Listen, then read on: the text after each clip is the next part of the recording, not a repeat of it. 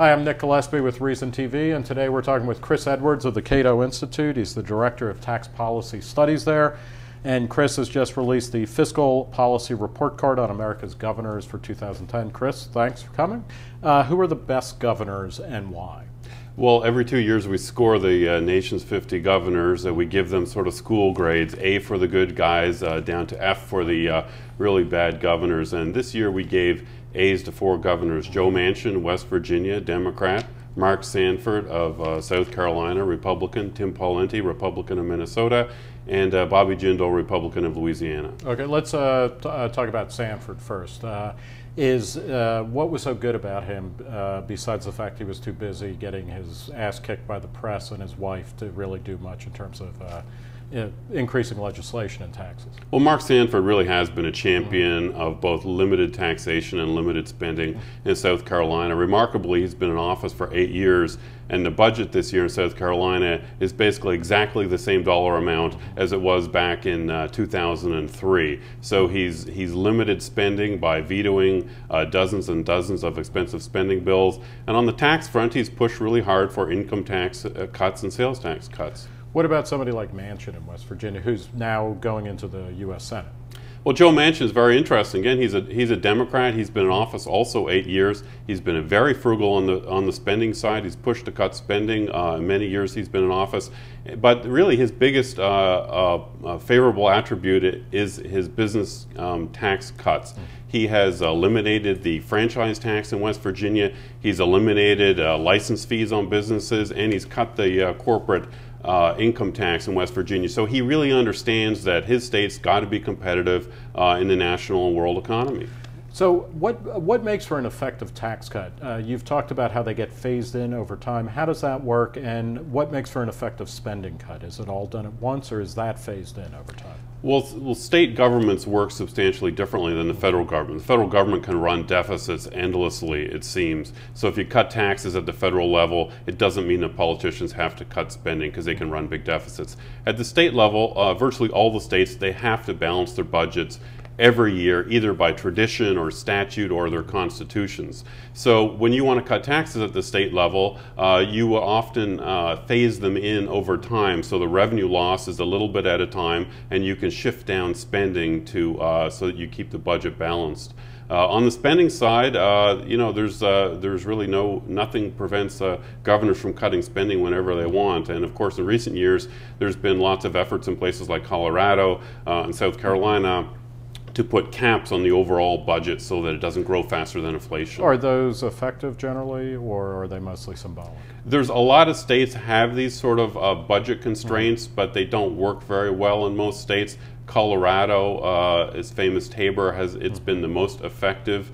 You know, the idea is that you don't want the government growing spending during boom times faster than the population is growing. Because of course, as we see in places like Colorado, during boom years they spend too much, and then the bust comes, and then the government runs giant deficits. Right, and you talk about how between 2000 and 2008, state and local spending rose 55% on average.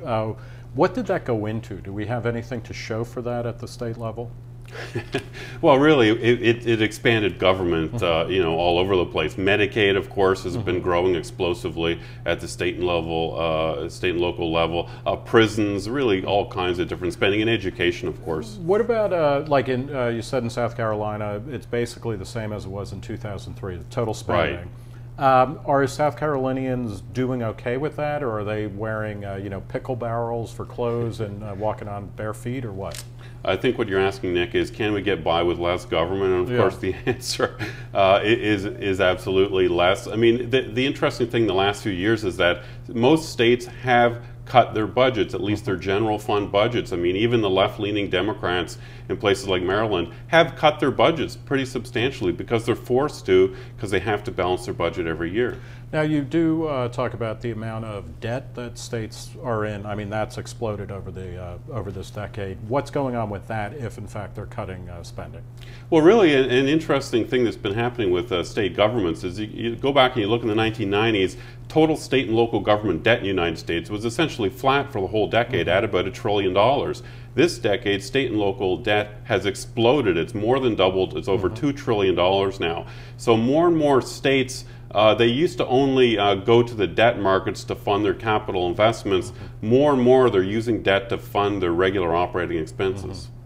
You have said that you had a couple of surprises in this. Somebody like Tim Pawlenty, who's often brooded about as a leading Republican presidential candidate in 2012. What was he doing in Minnesota, and why did that surprise you? Well, Tim Pawlenty, honestly, I didn't know much about him before I wrote up this report. I knew he was a social conservative, but I didn't know whether he was a fiscal conservative. He's been fantastic. He's been in office for 8 years.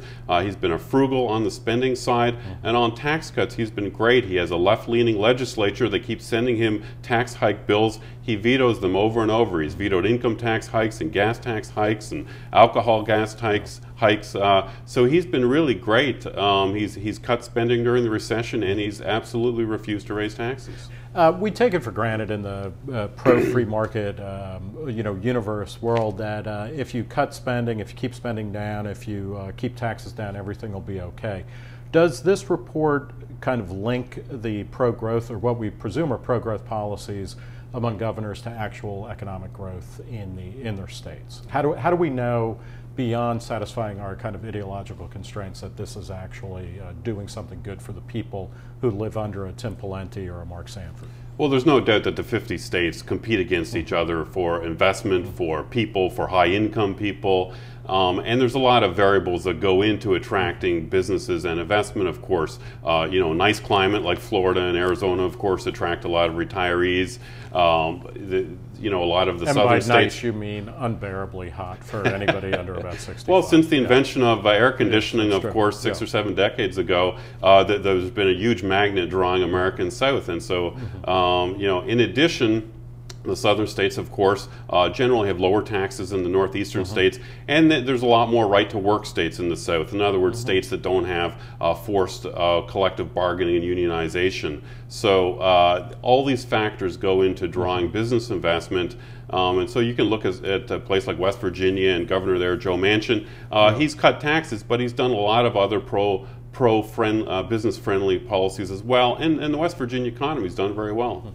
How does the stimulus dollars that have been poured into state budgets over the past 18 months, and I guess for a little bit longer now, how is that affecting the way that they're financing things over the time that this report covers? Well, I think federal aid to the states, which has soared in recent decades, really starting from Lyndon Johnson in the 1960s, it's a cancer on American government because it reduces the responsibility for state and local governments to tax and fund their own programs. They get these subsidies from the federal government for things like Medicaid, and it encourages them to overexpand these programs. This is a really bad trend to increasingly fund state governments from the federal taxpayers. If you can give governors or state legislatures one bit of advice based on your findings in the fiscal report card, the Fiscal Policy Report Card, what is it? Well, I think that the number one policy that I would propose to state governors to get their economies moving, to grow out of this recession, is to eliminate their state corporate income taxes. State corporate income taxes are really the stupidest tax in America.